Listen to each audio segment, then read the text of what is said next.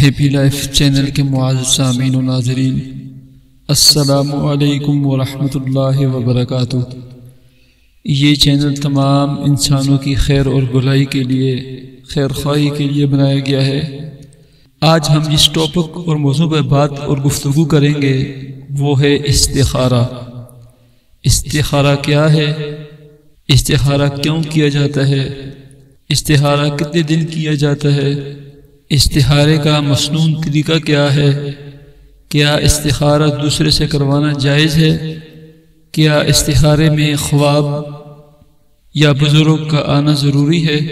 اور آخری بات، بسا اوقات بندہ استخارہ کرنے اور کسی ایک طرف دل کا مطمئن ہونے اور رہنمائی ہونے کے باوجود بھی نقصان اٹھا بیٹھتا ہے، اس کی کیا وجہ ہے؟ ان تمام موضوعات پر ہم سیر حاصل گفتگو کریں گے، آخر تک ہمارے ساتھ رہیں۔ اگر آپ نے ہمارا چینل ابھی تک سبسکرائب نہیں کیا تو ابھی سبسکرائب کا بٹن دبانے کے بعد بیل آئیکن کے بٹن پر ضرور کلک کریں، یہ آپ کی طرف سے ہمارے لیے حوصلہ افزائی ہوگی۔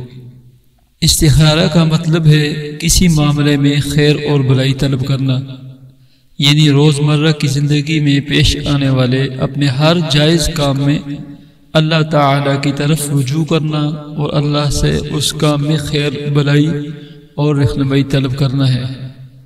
استخارہ کے عمل کو یہ سمجھنا کہ اس سے کوئی خبر مل جاتی ہے تو یہ بہت بڑی غلط فہمی ہے، جو کئی غلط فہمیوں کو جنم لیتی ہے، جس کی پر ہم تفصیلاً آگے روشنی ڈالیں گے۔ استخارہ حدیث نبوی کی روشنی میں حضرت جابر بن عبداللہ رضی اللہ تعالی عنہ فرماتے ہیں، رسول اللہ صلی اللہ علیہ وسلم صحابہ کرام رضی اللہ تعالی عنہ کو تمام کاموں میں استخارہ اتنی اہمیت سے سکھاتے تھے جیسے قرآن مجید کی سورت کی تعلیم دیتے تھے۔ استخارہ نہ کرنا محرومی اور بدنصیبی ہے۔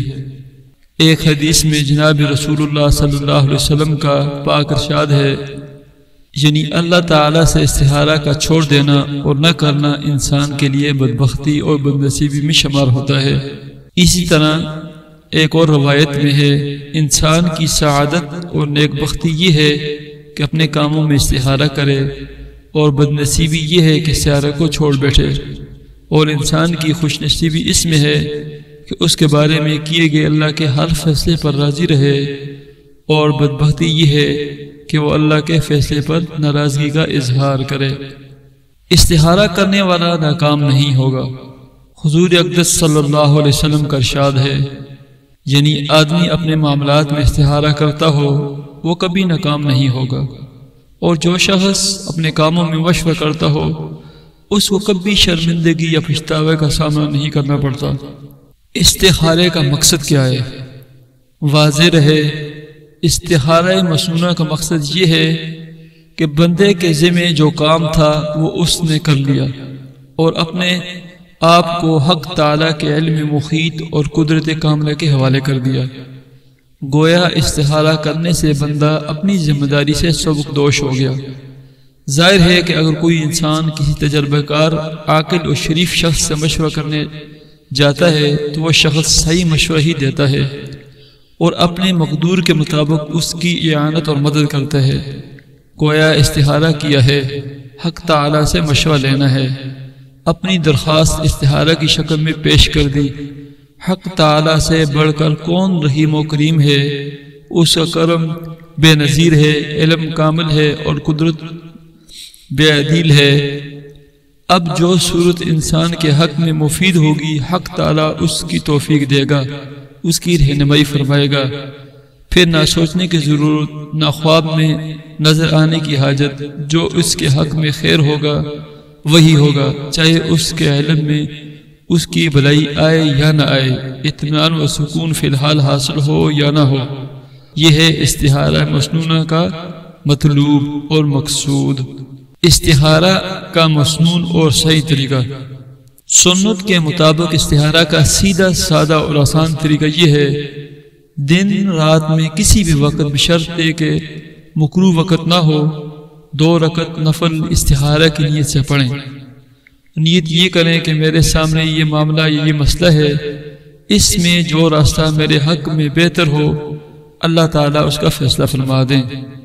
سلام پھیر کر نماز کے بعد استخارہ کی وہ مسنون دعا جو حضور صلی اللہ علیہ وسلم نے تلقین فرمائی ہے وہ پڑھیں۔ اللہم انی استخیرک بعلمک واستقدرک بقدرتک واسألک من فضلک العظیم فإنک تقدر ولا اقدر وتعلم ولا اعلم وانت علام الغیوب۔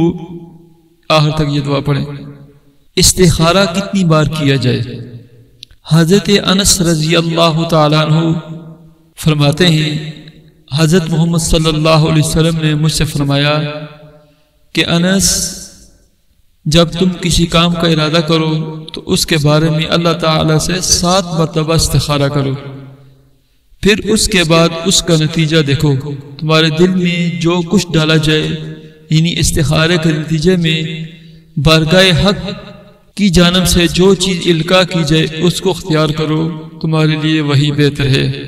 مظاہر حق بہتر یہ ہے استخارہ 3 سے 7 دن تک پابندی کے ساتھ متواتر کیا جائے۔ اگر اس کے بعد بھی تذبذب اور شک باقی رہے تو استخارہ کا عمل مسلسل جاری رکھیں جب تک کسی ایک طرف رجحان نہ ہو، کوئی عملی اقدام نہ کریں۔ اس موقع پر اتنی بات سمجھنی ضروری ہے، استخارہ کرنے کے لیے کوئی مدت متعین نہیں۔ حضرت عمر رضی اللہ تعالیٰ عنہ نے جو 1 ماہ تک استخارہ کیا تھا تو 1 ماہ بعد آپ کو شرح صدر ہو گیا تھا۔ اگر شرح صدر نہ ہوتا تو آپ آگے بھی استخارہ جاری رکھتے۔ اور ہمارے موضوع کا اہم جز استخارے کے باوجود اگر نقصان ہو گیا تو حضرت مکحول ازدی رحمۃ اللہ علیہ سے روایت ہے کہ میں نے حضرت عبداللہ بن عمر رضی اللہ تعالی عنہما کا یہ ارشاد سنا، فرماتے ہیں کہ بعض اوقات انسان اللہ تعالیٰ سے استخارہ کرتا ہے جس کام میں میرے لیے خیر ہو وہ کام ہو جائے تو اللہ تعالیٰ اس کے لیے وہ کام اختیار فرما دیتے ہیں جو اس کے حق میں بہتر ہوتا ہے، لیکن ظاہری اعتبار سے وہ کام اس بندے کی سمجھ میں نہیں آتا تو بندہ اپنے پروردگار سے ناراض ہوتا ہے کہ میں نے اللہ تعالیٰ سے تو یہ کہا تھا میرے لیے اچھا کام تلاش کیجئے، لیکن جو کام ملا وہ مجھے اچھا نظر نہیں آ رہا، اس میں میرے لیے تکلیف اور پریشانی ہے۔ لیکن کچھ عرصے بعد جب انجام سامنے آتا ہے تب اس کو پتہ چلتا ہے کہ حقیقت میں اللہ تعالیٰ نے میرے لیے جو فیصلہ کیا تھا وہی میرے حق میں بہتر تھا۔ سو اس وقت پتہ نہیں تھا تو یہ سمجھ رہا تھا کہ میرے ساتھ زیادتی اور ظلم ہوا، اور اصل بات یہ ہے کہ اللہ تعالیٰ کے فیصلے کا صحیح ہونا بعض اوقات دنیا میں ظاہر ہو جاتا ہے اور بعض اوقات آخرت میں ظاہر ہوگا۔ اس کی مثال یوں سمجھیں کہ ایک بچہ ہے جو ماں باپ کے سامنے مچل رہا ہے، رو رہا ہے کہ فلاں چیز کھاؤں، فلاں میٹھی چیز کھاؤں۔ ماں باپ جانتے ہیں کہ اس وقت یہ چیز کھانا بچے کے لیے نقصان دہ اور مہلک ہے، چنانچہ ماں باپ بچے کو وہ چیز نہیں دیتے۔ اب بچہ اپنی نادانی کی وجہ سے یہ سمجھتا ہے کہ میرے ماں باپ مجھ پر ظلم کر رہے ہیں، میں جو چیز مانگ رہا ہوں مجھے نہیں دے رہے، اس کے بدلے میں مجھے کڑوی کڑوی دعا کھلا رہے ہیں۔ اب وہ بچہ اس دعا کو اپنے حق میں خیر نہیں سمجھتا، لیکن بڑا ہونے کے بعد جب اللہ تعالیٰ اس بچے کو عقل و فہم عطا فرماتے ہیں تو اس کو سمجھ آ جاتی ہے کہ اس وقت اس کو پتہ چلے گا میں تو اپنے لیے موت مانگ رہا تھا اور میرے ماں باپ میرے لیے زندگی اور صحت کا راستہ تلاش کر رہے تھے۔ تو اللہ تعالیٰ اپنے بندے پر ماں باپ سے زیادہ مہربان ہیں، اس لیے اللہ تعالیٰ وہ راستہ اختیار فرماتے ہیں جو انجام کار بندے کے لیے بہتر ہوتا ہے، یعنی جس کا انجام کار بندے کے لیے بہتر ہوتا ہے۔ اب بسا اوقات اس کا بہتر ہونا دنیا میں پتہ چل جاتا ہے اور بعض اوقات دنیا میں پتہ نہیں چلتا۔ استخارے میں چند کوتاہیاں۔ پہلی کوتاہی یہ ہے کہ 2 رکعت پڑھ کر کسی سے بات کیے بغیر سو جانا یا سونے کو لازمی سمجھنا۔ دوسری کوتاہی یہ ہے کہ خواب کے انتظار کرنا۔ تیسری کوتاہی یہ ہے کہ فلاں رنگ نظر آئے گا اور فلاں رنگ نہیں نظر آئے گا۔ چوتھی کوتاہی یہ ہے کہ خواب میں کوئی بزرگ آئے گا، بزرگ کا انتظار کرنا اور بزرگ ہمیں کچھ علامات بتائے گا یاد رکھیں کہ ان میں سے کوئی چیز بھی حدیث سے ثابت نہیں ہے، نہ اس کا ہونا لازمی اور ضروری ہے۔ استخارہ صرف اہم کام کے لیے ضروری ہے۔ اکثر لوگ یہ سمجھتے ہیں استخارہ صرف اسی کام میں ہے جو کام بہت اہم یا بڑا ہے۔ چنانچہ آج کل عوام الناس کو اپنی زندگی کے صرف چند مواقع پر ہی استخارہ کے مسنون عمل کی توفیق نصیب ہوتی ہے، مثلا نکاح اور کاروبار۔ گویا ہم ان چند گنے چنے مواقع پر اللہ تعالیٰ سے خیر اور بھلائی کے طلبگار ہوتے ہیں، باقی تمام زندگی کے روز و شب میں ہم اللہ سے خیر مانگنے سے بے نیاز اور مستغنی ہوتے ہیں۔ یہ بات اچھی طرح سمجھ لیں، استخارہ صرف اہم اور بڑے کاموں میں ہی نہیں بلکہ اپنے ہر کام میں، چاہے وہ چھوٹا ہو یا بڑا ہو، اللہ تعالیٰ سے خیر اور بھلائی طلب کرنی چاہیے۔ اسی طرح استخارے میں یہ بھی ضروری نہیں کہ اس کام میں تردد و تذبذب ہو تب ہی استخارہ کیا جائے، بلکہ تردد نہ بھی ہو، اس کام میں ایک ہی صورت اور ایک ہی راستہ ہو تب بھی استخارہ کرنا چاہیے۔ استخارے کے بارے میں لوگوں کے درمیان طرح طرح کی غلط فہمیاں پائی جاتی ہیں۔ عام طور پر لوگ یہ سمجھتے ہیں استخارہ کرنے کا کوئی خاص طریقہ، خاص عمل ہوتا ہے، اس کے بعد کوئی خواب نظر آتا ہے اور اس خواب کے اندر ہدایت دی جاتی ہے کہ فلاں کام کرو یا نہ کرو۔ خوب سمجھ لیں، حضور اقدس صلی اللہ علیہ وسلم سے استخارہ کا جو مسنون طریقہ ثابت ہے، اس میں کسی قسم کی کوئی بات موجود نہیں ہے۔ بعض لوگ یہ سمجھتے ہیں کہ استخارہ کرنے کے بعد آسمان سے کوئی فرشتہ آئے گا یا کوئی کشف و الہام ہوگا یا خواب آئے گا، خواب کے ذریعے ہمیں بتایا جائے گا یہ کام کرو یا نہ کرو۔ یاد رکھیں، خواب کا آنا کوئی ضروری نہیں، بس آپ کا دل کو جس طرف اطمینان ہو وہ کام کر گزریں۔ آخری بات، کسی دوسرے سے استخارہ نکلوانا۔ استخارے کے باب میں لوگ ایک غلطی کرتے ہیں، اس کی اصلاح بہت ہی ضروری ہے، وہ یہ کہ بہت سے لوگ خود استخارہ کرنے کے بجائے دوسروں سے کرواتے ہیں اور کہتے ہیں آپ ہمارے لیے استخارہ نکال دیجئے، گویا جیسے فال نکالے جاتے ہیں ویسے ہی استخارہ بھی نکال دیجئے۔ دوسروں سے استخارہ کروانے کا مطلب تو وہی عمل ہوا جو جاہلیت میں مشرکین مکہ کیا کرتے تھے، جس کے انسداد اور خاتمے کے لیے آن حضرت صلی اللہ علیہ وسلم نے صحابہ کرام کو استخارہ کی نماز اور دعا سکھائی۔ یہ اسی وجہ سے ہوا کہ لوگوں نے استخارہ کو یہ سمجھ لیا ہے اس سے گویا کوئی خبر مل جاتی ہے یا الہام ہو جاتا ہے۔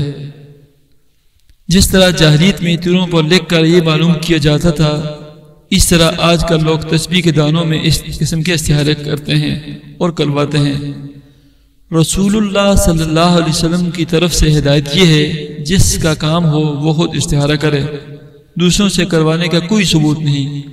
جب حضور اقدس صلی اللہ علیہ وسلم دنیا میں موجود تھے، اس وقت صحابہ سے زیادہ دین پر عمل کرنے والا کوئی نہیں تھا، اور حضور صلی اللہ علیہ وسلم سے بہتر استخارہ کرنے والا بھی کوئی نہ تھا، لیکن آج تک کہیں بھی یہ نہیں لکھا کہ کسی صحابی نے حضور صلی اللہ علیہ وسلم سے جا کر یہ کہا ہو کہ آپ میرے لیے استخارہ کر دیجئے۔ سنت طریقہ یہی ہے کہ صاحب معاملہ خود کرے، اسی میں برکت ہے۔ لوگ یہ سوچ کر کہ ہم تو گناہگار ہیں، ہمارے استخارے کا کیا اعتبار، اس لیے خود استخارہ کرنے کے بجائے فلاں بزرگ عالم یا نیک آدمی سے کرواتے ہیں، اس میں برکت ہوگی۔ لوگوں کا یہ الزام، یہ عقیدہ غلط ہے۔ جس کا کام ہو وہ خود استخارہ کرے، خواہ وہ نیک ہو یا گناہگار۔ دوسرے سے استخارہ کرانا اس کی کوئی حقیقت نہیں ہے۔ خود دعا کے الفاظ بھی یہی متشرع ہو رہا ہے کہ دعا کے الفاظ میں متکلم کا صیغہ استعمال کیا گیا ہے، اس لیے صاحب معاملہ کو خود کرنا چاہیے۔ استخارہ دوسروں سے کروانا ناجائز تو نہیں، لیکن بہتر اور مسنون بھی نہیں۔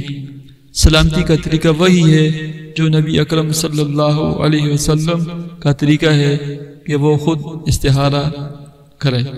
ہمارا آج کا موضوع مکمل ہوا۔ ہم نئی ویڈیو کے ساتھ آپ کے سامنے حاضر ہوں گے۔ اپنا خیال رکھیے گا۔ اللہ حافظ۔